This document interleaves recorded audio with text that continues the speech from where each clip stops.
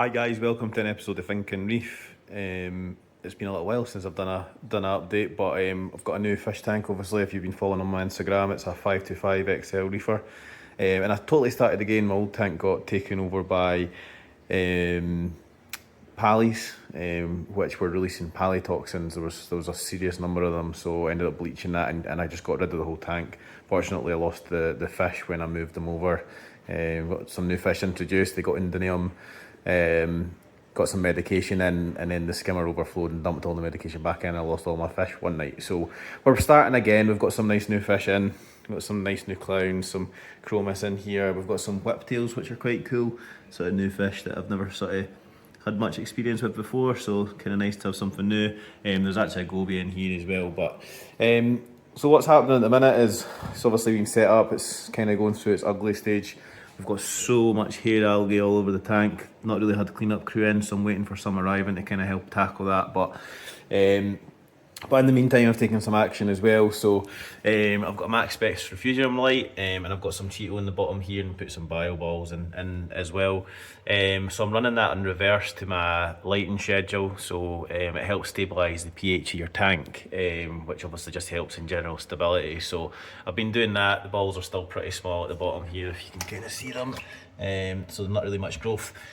Part of the reason for that might be because I've had such a bad sort of hair algae problem. I was actually running some phosphate remover in here as well. So what happens obviously is that the macroalgae is designed to use up the nutrients in the tank, which would then obviously take the nutrients away from the hair algae in the main tank. But because I was using the phosphate remover, some of the nutrients, or quite a lot of the phosphates that the algae would normally be using, would be getting used by the phosphate remover. So I'm just doing a sort of first water change since starting to do stuff, and I've removed the phosphate remover now, so we'll just be running the refugium kind of going forward with the skimmer and some carbon probably, and maybe a little bit of filter floss because there's quite a lot of hair algae coming off at the top. But kind of hard to see.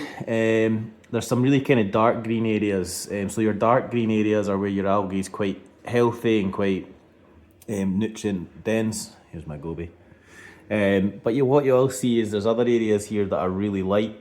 And that's a really good sign that you're actually getting on top of the algae. It's struggling for nutrients and it's just not healthy. And as you can see in the water column here, there's algae everywhere. I've just kind of been tackling stuff with a toothbrush. So part of this process really is manual removal, guys. You really just need to get in and about it. But if you kind of look at the sections here, you can kind of just pull it away, which is obviously a good sign.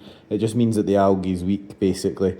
But look, obviously, you know, I'm quite an experienced reefer. This is a new system that I'm setting up.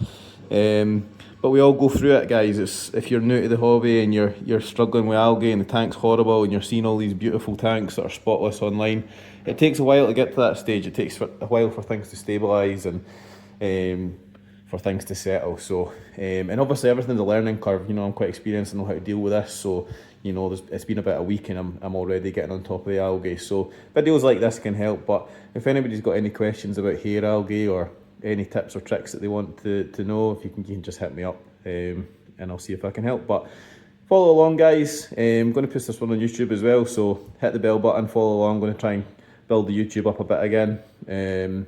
Obviously I'm starting out fresh, so it's good for anybody who's starting out because I'll be going through the journey with you guys. But yeah, starting out again, so exciting in some regards, obviously quite time consuming in others, but I suppose that's why we do the hobby, and that's why we like it. So yeah, I've got some other stuff coming on Thursday, so this is Sunday, so a few days we've got some urchins, some crabs and things coming, so obviously help take care of some of the algae, and then obviously we need to build up the livestock. Trying to do the livestock sensibly this time, just introducing sort of friendly fish. Tangs aren't going to go in until the very end, because they can get quite territorial and aggressive. I want a copper band in here as well, so I'm wanting to put him in before any kind of aggressive fish go in, because they can get quite stressed and then they just don't eat. So alright, but follow along, guys, and thanks for watching. This is Callum at FinKingReef.